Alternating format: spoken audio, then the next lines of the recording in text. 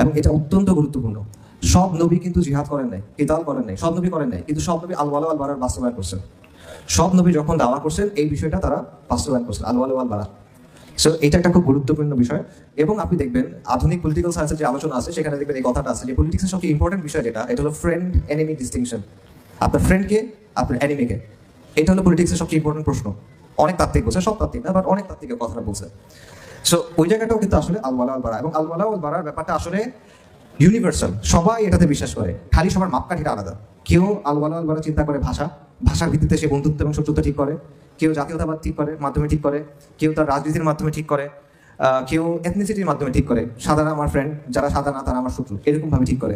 আমাদের দেশেও এটা আছে, চেতনা ছিল এক সময়, এখন হয়তো বা ইনক্লুসিভনেস বা এরকম কিছু একটা আসবে, এগুলোর মাধ্যমে তারা বন্ধু এবং শত্রু ঠিক করে। কিন্তু নবীদের অংশটা কি, দাওয়াটা কি? নবীদের দাওয়াটা হলো এটা ঠিক করতে হবে তাওহীদের ভিত্তিতে, আল্লাহ আযজা ওয়া জাল্লা দেয়া মানদণ্ডে।